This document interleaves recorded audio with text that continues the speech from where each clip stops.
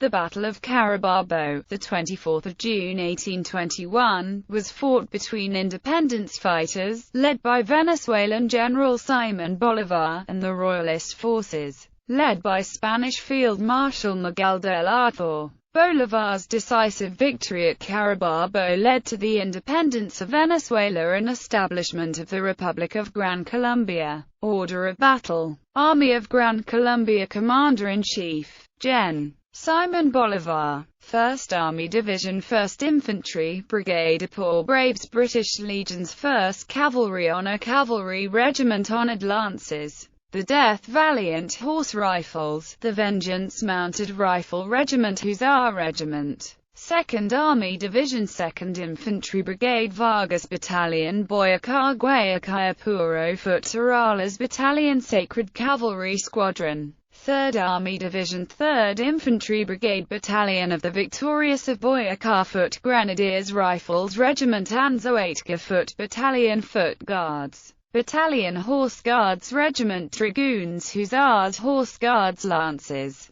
Royalist Army Commander-in-Chief of the Royal Armies, Field Marshal Juan Miguel de Artois. Division Commanders, Gen. Morales Coles, José María Herrera and Tomás García. Infantry battalions attached under the three divisions. García Division, 1st Infantry Brigade 4th Division, Vanguard Brigade Morales Division, 3rd Infantry Brigade 2nd Valenque Infantry Barbastro Foot Burgos Foot Hostel Rich Foot Infantry Don Francisco Principe. Cavalry Brigade Generals Bodyguards Loyal Dragoons HM King Ferdinand the 7th Zone Hussars King's Own Lancers Union Carabineers. 2 artillery pieces, each attached to the Garcia and the 4th Divisions. Before the battle, there were several events that led to the Battle of Carabobo. Francisco Miranda, famed patriot that tried to free many Latin American countries alongside Simon Bolivar, had taken control of Caracas from 1810 to 1812. The Spanish took back control and Miranda was handed to the Royalists because Bolivar, in one of his most questionable decisions of his life,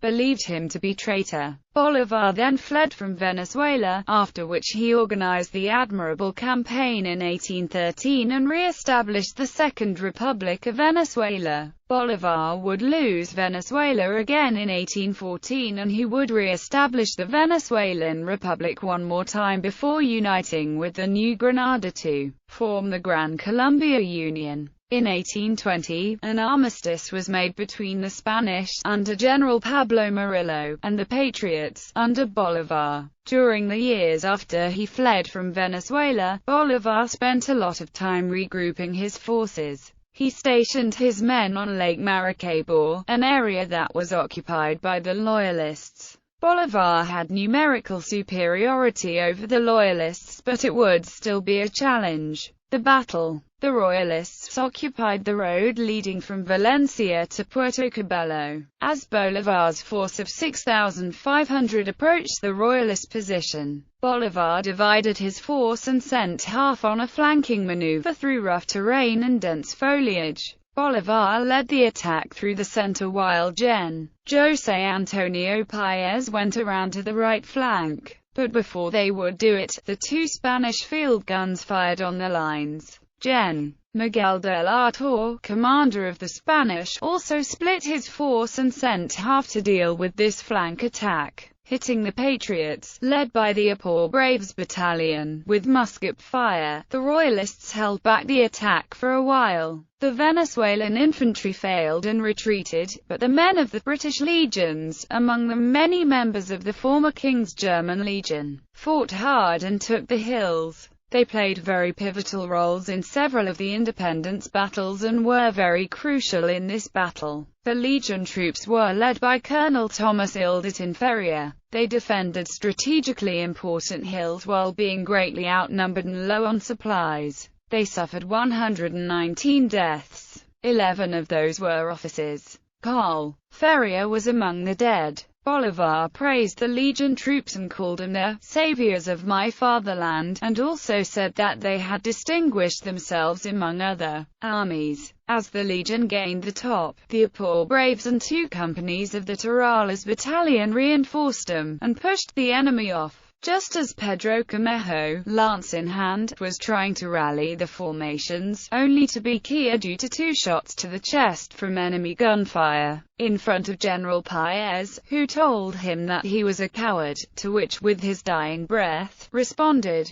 "No, I am not. My general, I have come to tell you goodbye, because now I am dead." The cavalry militia of Royalist Clanero fled from battlefield as the Patriot infantry fought hard, and the Patriot cavalry led by Colonel Munoz eventually broke through the Royalist lines on the center, and marched towards the rear of de la Torre's force. The Spanish infantry formed squares and fought to the end under the attack of the Patriot cavalry, but 1 battalion retreated in the face of the enemy. The rout was so bad that only some 400 of 1 infantry regiment managed to reach safety at Puerto Cabello. With the main Royalist force in Venezuela crushed, independence was ensured. Subsequent battles included a key naval victory for the independence forces on 24 July 1823 at the Battle of Lake Maracaibo, and in November 1823 José Antonio Paez occupied Puerto Cabello,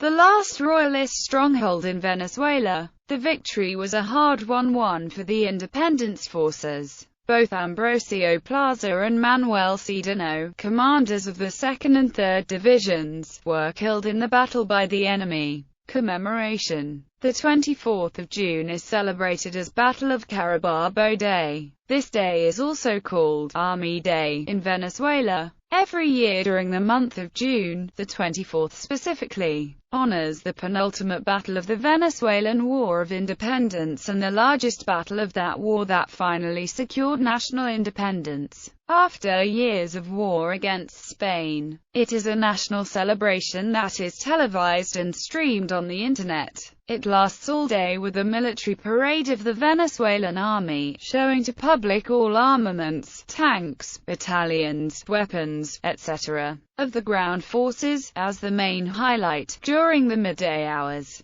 This military parade doesn't have any sponsorship except by the government and the army. It's the largest military parade in the country after the celebration of the birth of General Simon Bolivar on 24 July 1783 and the annual Independence Day parades of 5 July yearly. Also held as a joint historical reenactment organized by the Carabobo state government, the Ministry of Defense, the National Armed Forces, and the Ministry of Education on the very site of the battle in the morning, joined in by elementary and middle school students. The 2015 event was held for the first time on the Sunday nearest the anniversary, June 21.